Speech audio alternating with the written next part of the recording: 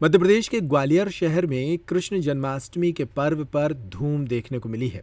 जन्माष्टमी की बात हो और शहर के फूलबाग स्थित गोपाल मंदिर और राधा कृष्ण के 100 करोड़ के बेशकीमती गहनों का जिक्र ना हो, ऐसा कैसे हो सकता है।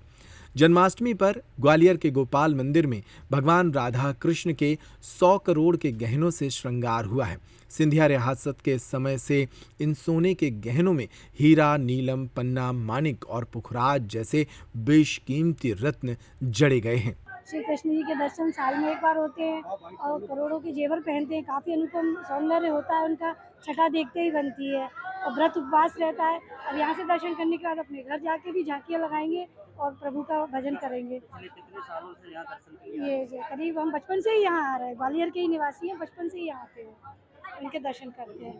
खासियत क्या है? जी, काफ़ी पुराना प्राचीन मंदिर है, हमारे राजा महाराजाओं के समय से ये मंदिर है और इसमें उपासना करके काफ़ी मन को शांति मिलती है। ग्वालियर के गोपाल मंदिर की स्थापना 1921 में ग्वालियर रियासत के तत्कालीन शासक माधवराव सिंधिया प्रथम ने की थी।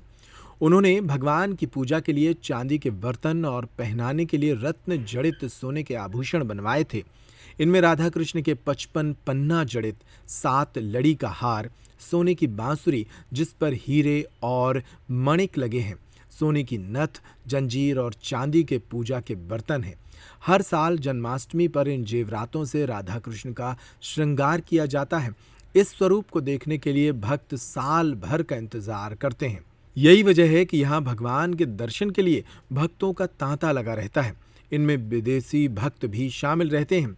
ये सिंधिया परिवार द्वारा देश के अंदर प्रेम कैसे जागृत हो, प्रेम की भूमिका को लेकर यहाँ भगवान कृष्ण का सखी रूप में यहाँ स्थापना की गई। उसका कारण ये है कि प्रेम की भाषा लोग समझें, इसीलिए सखी रूप में यहाँ कृष्ण का है। और कृष्ण ने पूरे देश को कर्म योग सिखाया था, इसलिए जन्माष्टमी के पर्व पर सब लोग बड़े हर्षोल्लास से इसको जन्म मनाते हैं। और यहाँ कीमती यहाँ हमारे हीरे, पन्ने, जवाहरात हैं। सबसे बड़ी बात यह है कि सखी रूप में यहाँ कृष्ण का अवतार है और कृष्ण की यहाँ बहुत पूजा होती है। ये गहने एंटीक हैं। इन्हें साल भर बैंक के लॉकर में विशेष सुरक्षा में रखा जाता है।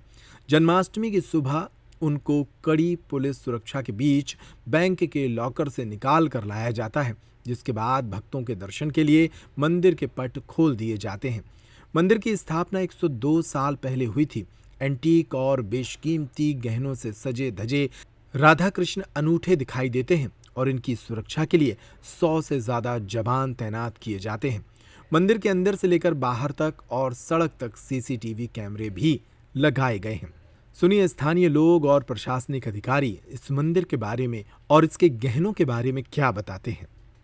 हमने यहाँ पे, क्योंकि आज जन्माष्टमी का त्यौहार है और सभी शहर के अलावा बाहर से भी यहाँ श्रद्धालु दर्शन के लिए आते हैं, तो हमारी दोनों एंगल से व्यवस्था लगी हुई है। एक तो पहली बात यह है कि श्रद्धालु जो है बहुत अच्छे तरीके से दर्शन कर लें, और दूसरा सुरक्षा के दृष्टिकोण से भी। तो हमने यहाँ पे अंदर मंदिर के अंदर की व्यवस्था, मंदिर के बाहर और जैसे कि बैरिकेडिंग में पब्लिक जो कतारबद्ध है, कतार के अलावा हमने आउटर इनर गार्डन सभी तरह की व्यवस्था लगाई है और पर्याप्त हमारा पुलिस बल और अधिकारी तैनात है। हमने लगभग कम से कम सारे गार्डन की अगर बात करें तो हमने कम से कम 100-150 के आसपास का फोर्स लगाया हुआ है। की भांति जन्माष्टमी के अवसर पर, भगवान के जन्म के अवसर पर नगर निगम द्वारा जो प्रत्येक साल तैयारी की जाती है, उसी के तहत आज फिर ग्वालियर नगर निगम के द्वारा भगवान की पूरी तैयारी विधि विधान से पूजा पाठ करके, और प्रत्येक वर्ष जो एक कमेटी बनाई जाती है, वो कमेटी बैंक में जाके भगवान के बेशकीमती आभूषण लेके आई और पूजा पाठ के बाद भगवान का श्रृंगार किया गया। अब शहरवासियों को और जो शहर से बाहर आने वाले लोगों को दर्शन के लिए मंदिर खोल दिया गया है, जो प्रभु के दर्शन करेंगे। सभी नगरवासियों को कृष्ण जन्माष्टमी की हार्दिक शुभकामनाएं। आज सुबह प्रातः 10 बजे समिति के सभी सदस्य सेंट्रल बैंक ऑफ इंडिया में उपस्थित रहे, जहां पर स्टेट टाइम के जो आभूषण हैं सोने और चांदी के, वो वहां पर तिजोरी में रहते हैं। वहाँ पर सभी के सामने उनको निकाला गया और उसके पश्चात उसमें बक्से में बंद कर सिक्योरिटी में, हाई सिक्योरिटी के साथ उनको मंदिर पर लाया गया। जैसे ही मंदिर पर लाया गया, सभी समिति सदस्यों के सामने मीडिया बंधु जो हैं हमारे, उनके सामने सभी आभूषणों को खोला गया और सूची से उनका मिलान किया गया। उसके पश्चात मंदिर के अंदर आभूषण से भगवान जी को सजाया गया और उसके पश्चात आरती की गई। अब दोपहर 4 बजे चिड़ियाघर के बाहर हांडी प्रोग्राम रहेगा। 7 बजे पुनः यहाँ पर एक आरती रहेगी।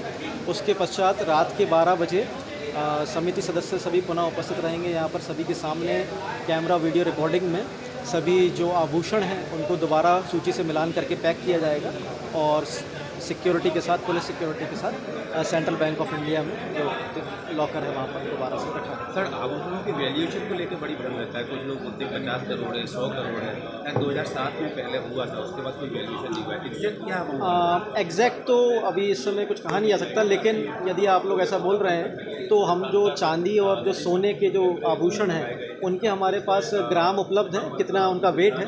तो हम लोग जब रात की सूची का मिलान करेंगे तो उस समय हम लोग टोटल कर लेंगे वेट और आज के रेट के अनुसार आप लोग को सूचित